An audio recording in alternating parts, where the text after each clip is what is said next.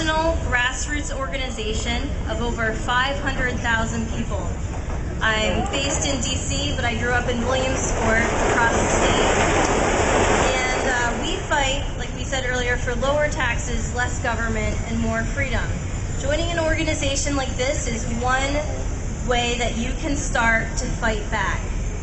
This Tea Party and thousands like it today are only the beginning. Every movement was once an idea, once an individual, a spark that caught fire. We need this passion to continue and to burn all the way to Washington, D.C.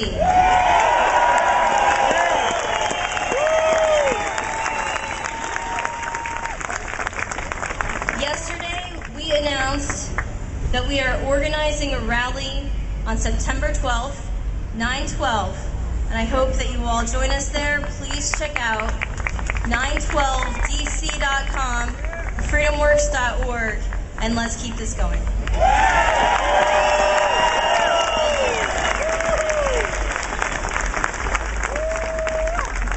Thank you so much. Very smart lady. Oh, by the way, speaking of smart ladies, Rose says hello. This may come as a shock to you, but actually, I believe in redistribution of the wealth. Well, sure, that's what an economy is. It's redistribution of wealth. It's just that when you redistribute the wealth you've earned and owned, you do it with an eye toward creating more wealth. You redistribute wealth based on economic ideas. Government redistributes wealth on the basis of politics. And that's the difference, and that's why progressivism is such a wealth destroyer. By the way, speaking of wealth, we have a guy I want to introduce to you next. He has sat in for us. God, he's filthy rich. I mean, the guy's just played the market. He's out there selling derivatives and God only knows what. Oh, my goodness. He has his own show on our station and also has sat in for us on the Quinn and Rose show when we were on vacation. Ladies and gentlemen, will you welcome Glenn Meekum?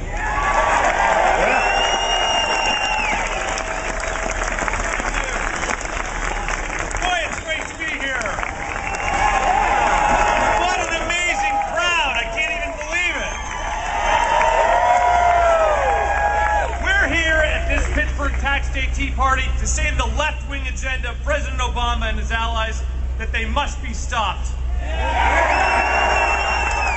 As Jim said, their agenda will make America weaker and less free, and it will hurt our children.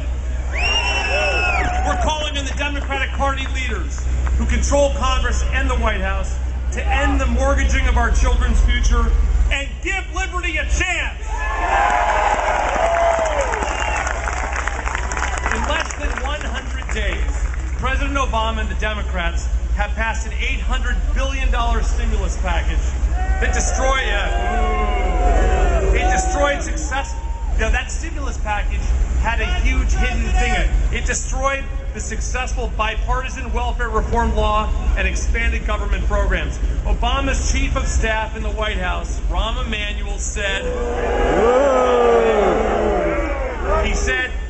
we can't let a good crisis go to waste.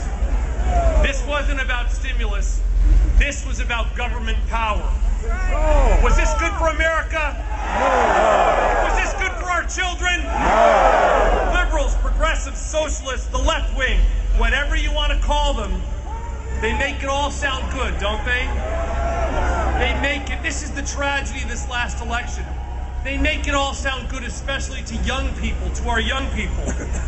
They want government to be big and strong. They say it'll help people, it'll make everybody equal, but as Jim likes to say, it never works out that way. History has shown us over and over again that left-wing policies rob people of liberty and make people poor and make people weak. That's right.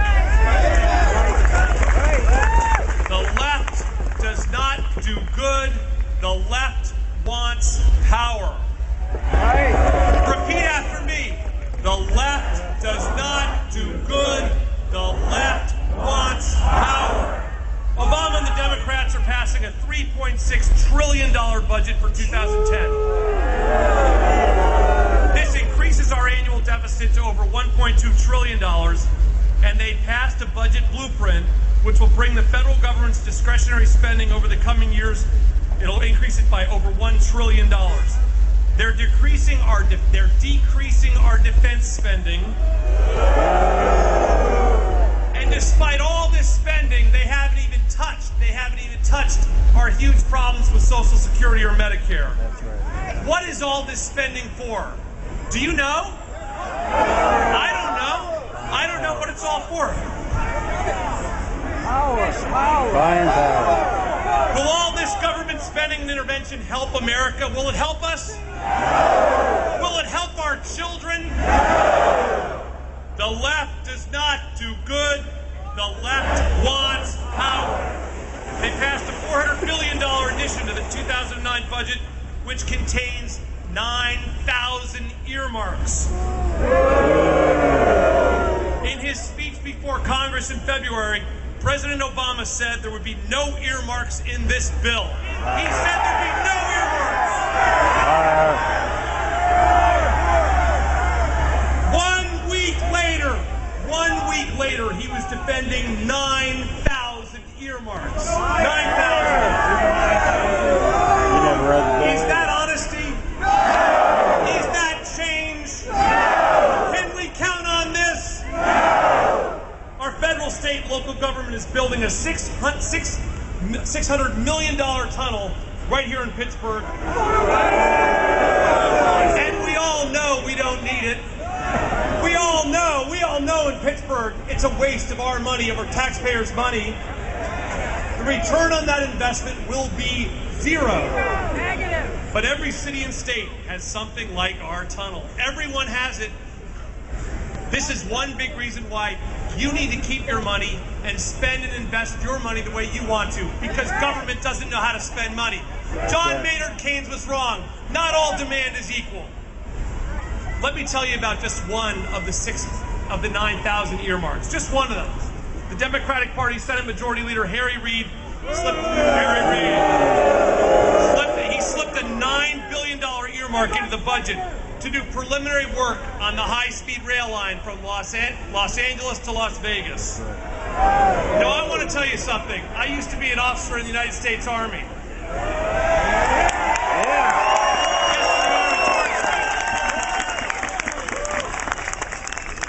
I'm well acquainted with the Mojave Desert. The Mojave Desert is right there between Las Vegas and Los Angeles. And let me tell you, I'll change my word. It's not a nice place. It's got big mountains. It's got deep ravines. It's really, really crummy. To put a high-speed train between Los Angeles and Las Vegas would cost $100 billion.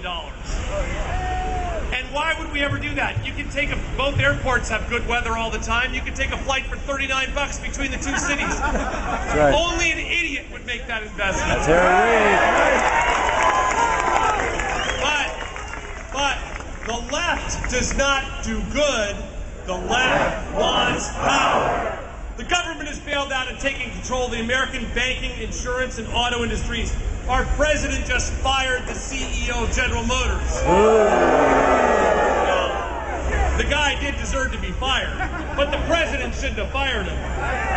Right, let's be clear on this. Let's be clear. We reject government bailouts. We reject government control of American business. In just three months, President Obama has acted to more than double the national debt, increasing it from $5.8 trillion in 2008, which is $50,000 per American family, to a projected $13.3 trillion by 2016, $120,000 per family. The Democrats mercilessly attacked George Bush for increasing our national debt by $2.5 trillion during his term, even though he was fighting two wars.